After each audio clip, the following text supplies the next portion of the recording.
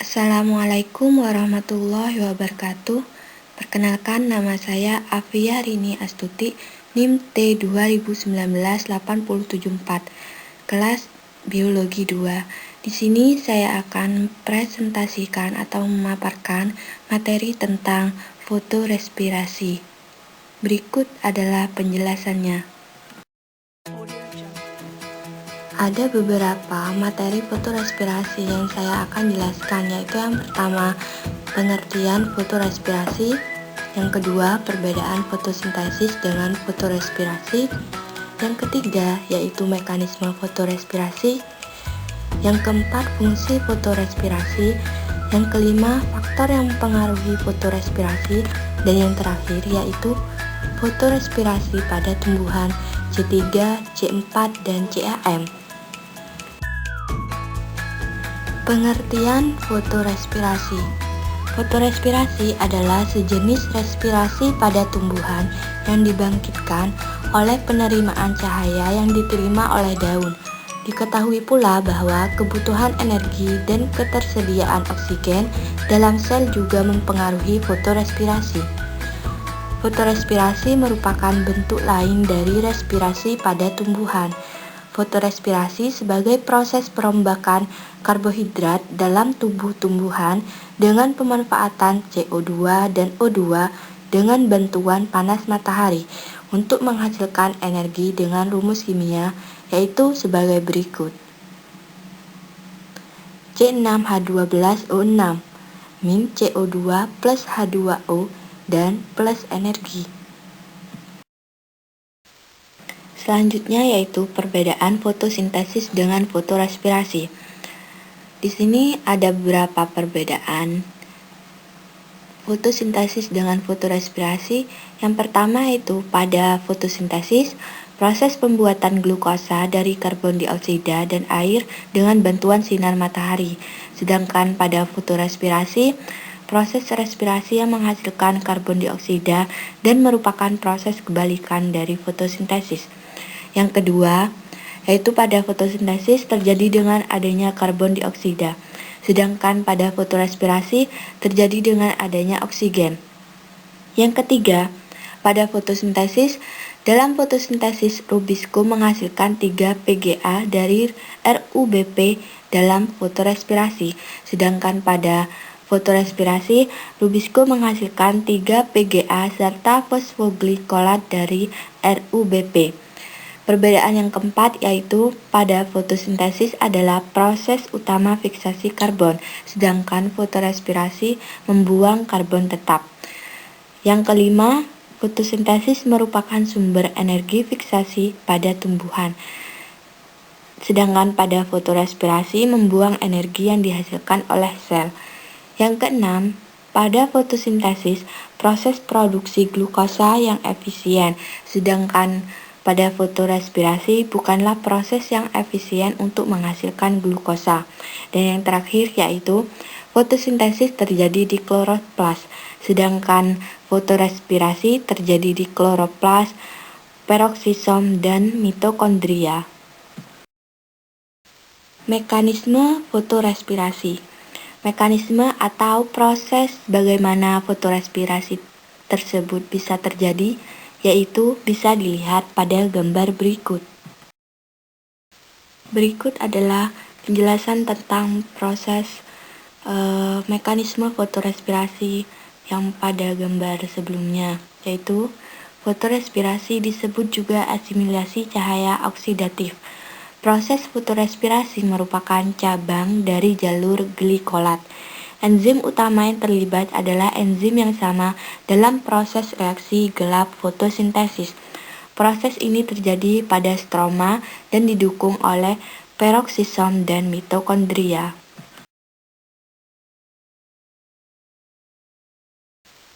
Pada saat fotorespirasi, sisi yang aktif pada Rubisco yaitu pada sisi oksigenase dan bukan karbon dioksida yang mengikat dengan karboksilase RUBP.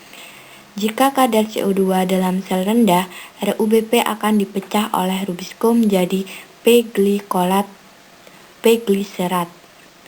P-gliserat akan didefosforilasi oleh ADP membentuk ATP.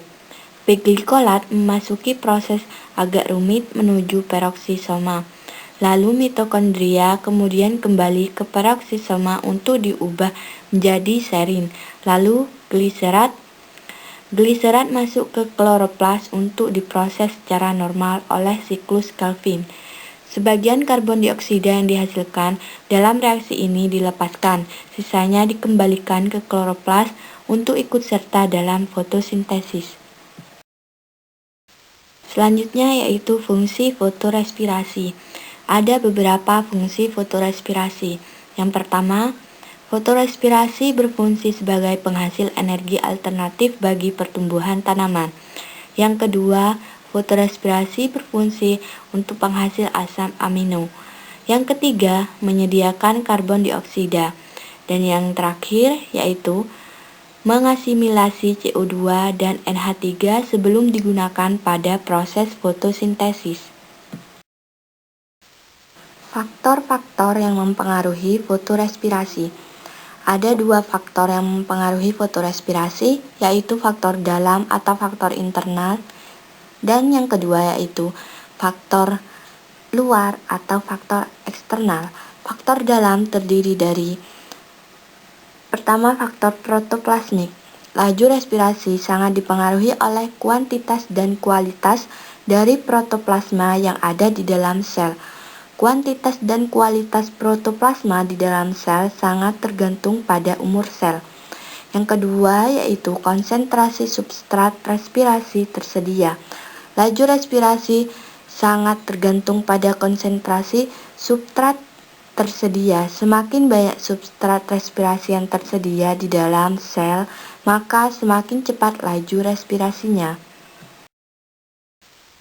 Faktor luar terdiri atas temperatur, cahaya, konsentrasi oksigen di udara, konsentrasi karbon dioksida, tersedianya air, luka, beberapa senyawa kimia, dan perlakuan mekanik. Fotorespirasi pada tumbuhan C3, C4, dan CAM. Berikut adalah fotorespirasi pada tumbuhan C3. Tumbuhan C3 mempunyai laju fotorespirasi yang tinggi. Asam glikolat adalah substrat fotorespirasi yang terbentuk dari asam fosfoglikolat, yaitu asam yang terbentuk dari ribulosa 1,5 difosfat atau RUDP yang ada pada siklus Calvin pada fotosintesis. Apabila RUDP bereaksi dengan CO2 dengan bantuan enzim RUDP karboksilase akan menghasilkan 2 molekul 3-PGA. Tetapi apabila bereaksi dengan O2 dengan bantuan enzim RUDP oksigenase akan menghasilkan 1 molekul 3-PGA dan 1 molekul asam 2-fosfoglikolat. Selanjutnya, asam 2-fosfoglikolat akan mengalami defosforilasi menjadi asam glikolat. Kemudian, asam glikolat masuk ke peroksisom yang terdapat dalam mesofil. Pada peroksisom terdapat 2 enzim, yaitu asam glikolat oksidase dan katalase. Dan enzim ini berfungsi untuk mengoksidir asam glikolat menjadi asam glioksilat dan kemudian mengubahnya menjadi glisin. Terbentuknya glisin di mitokondria dan kombinasi 2 molekul glisin akan membentuk 1 molekul serin dan CO2. Akhirnya serin keluar dari mitokondria dan diubah menjadi karbohidrat. Faktor yang mempengaruhi terbentuknya asam glikolat adalah konsentrasi CO2 dan O2 di atmosfer. Asam glikolat disintesis secara cepat pada konsentrasi CO2 300 ppm atau normal, tetapi apabila meningkat sampai 1000 ppm mengakibatkan penurunan jumlah asam glikolat.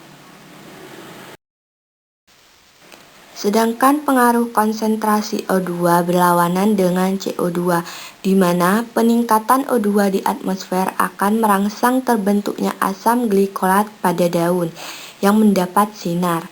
Asam glikolat akan disintesis dengan cepat dan diakumulasikan dalam jumlah yang relatif banyak, jika tumbuhan C3 ditempatkan dalam udara dengan kandungan yang O2 normal yaitu 21%.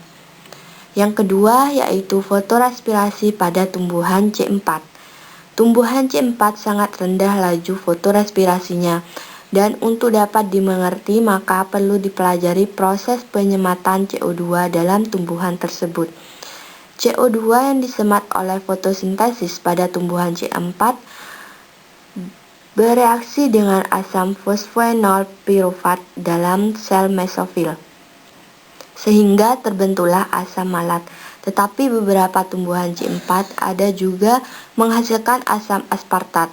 Asam malat atau asam aspartat diangkut ke mesofil dan masuk ke sel seludang pembuluh, selanjutnya mengalami dekarboksilasi. CO2 yang dihasilkan akibat dekarboksilasi akan disemat oleh RUDP karboksilase, kemudian diubah menjadi gula dan produk lainnya melalui lintasan pentosa fosfat reduktif. Pola pergerakan CO2 dalam fotosintesis pada tumbuhan C4 berawal dari atmosfer masuk ke sel mesofil, kemudian ke kloroplas, sel seludang pembuluh. Sel seludang pembuluh dikelilingi oleh sel mesofil yang mengandung enzim fosfoenol pirufat atau PEP. Karboksilase pada daur asam karboksilat yang berperan menyemat CO2. Perbedaan antara enzim PEP karboksilase pada C4 dengan RUDP karboksilase C3 adalah kemampuannya menyemat CO2. PEP karboksilase mempunyai kemampuan yang lebih besar menyemat CO2 dibandingkan dengan RUDP karboksilase. Sehingga tumbuhan C4 laju fotosintesis bersihnya lebih tinggi daripada tumbuhan C3. Terutama apabila konsentrasi CO2 sangat rendah. Konsentrasi CO2 yang rendah biasanya terdapat dalam ruang antar sel pada stoma yang hampir sama sekali tertutup.